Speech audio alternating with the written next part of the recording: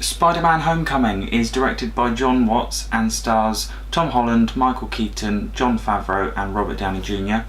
and a few others, and is the second reboot of Spider-Man in the last decade.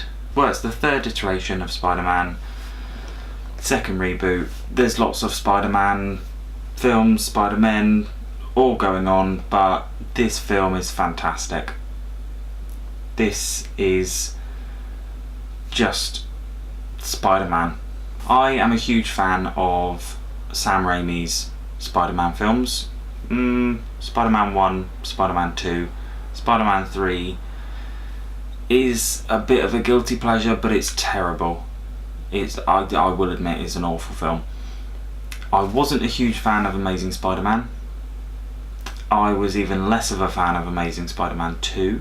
But I've been watching Spider-Man in cartoon form since I was a kid and reading Spider-Man comics since I was a kid, so I love Spider-Man just through and through. He's one of my favourite Marvel characters, and I was excited for this film. I was also nervous as well.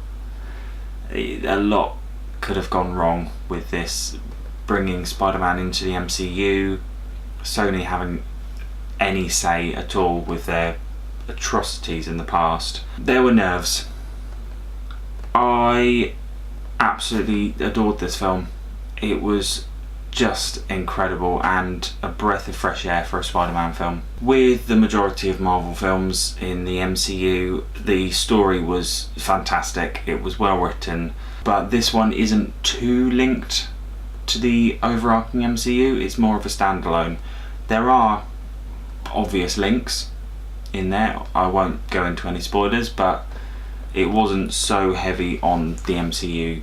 It was more of a standalone film in its own right, which I think makes the best Marvel films. You look at Captain America, The Winter Soldier, that was a standalone film, but it was by far the best. I mean, I'm going to do a video about my ranking of Marvel films.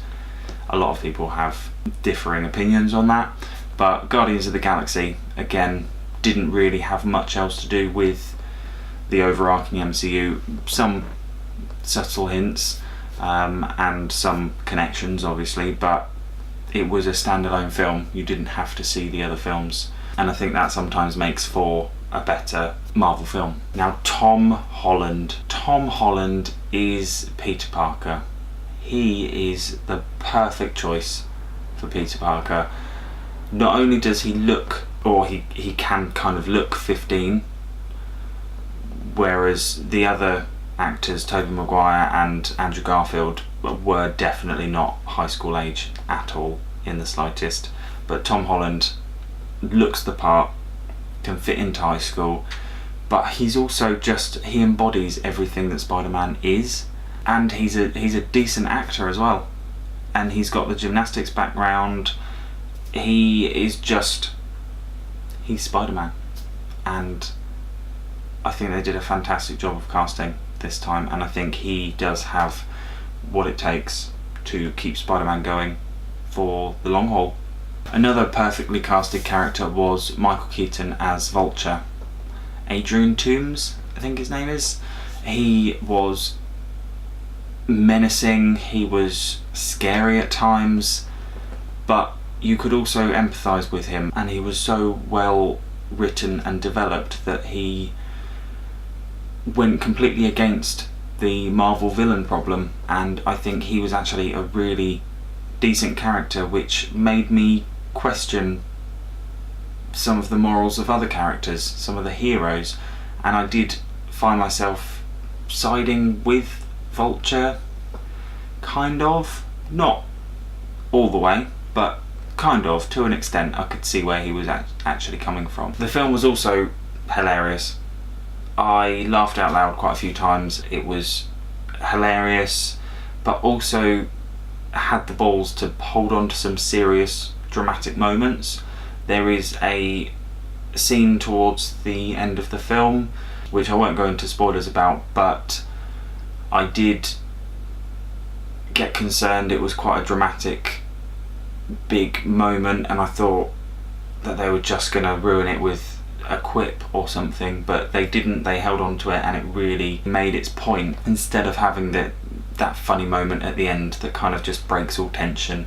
And Marvel is known to do that quite a lot in their films, but this really did hold on to those dramatic moments, but had the humour in there as well. And the supporting cast are hilarious. The chemistry between all of the characters, and just the dialogue and everything, physical comedy, is all in there. And yeah, I'm gushing a bit. I loved it. It was so good. There was also a really good balance between Peter Parker and Spider-Man, which is one thing that people have criticised about the previous Spider-Man films, is that there was too much Spider-Man, not enough Peter Parker, and not enough high school and his personal life, which is what makes it humanises him and makes him relatable. And Spider-Man Homecoming really had plenty of Peter Parker, plenty of high school.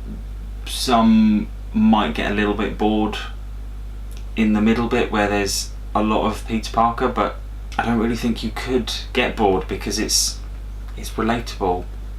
Everyone's been in high school or secondary school or wherever, and I wasn't bitten by a radioactive spider, but I've had problems with a love interest and trying to get good grades and balancing life and school. It's nice to see Peter Parker and his life and his struggles, and him balancing that against being Spider-Man. Now, there are only 2 issues that I've got with the film, and they're very minor. The action scenes were incredible. They were amazing action scenes. They were well choreographed, well directed. The one thing that I had an issue with was the editing. Sometimes it felt, especially in the third act, to me it got a bit jumbled. I don't know if I was tired or what, but it got a little bit jumbled, and I wasn't quite sure at times what was going on exactly. But they're still incredible action scenes, and it's only for a very short amount of time that I felt like it was jumbled, and then I knew what was happening again. But also relating to that is some of the CGI was a bit off and looked a bit video gamey. The main instances are at the very beginning and at the very end. Those are the 2 main moments that I thought the CGI faltered.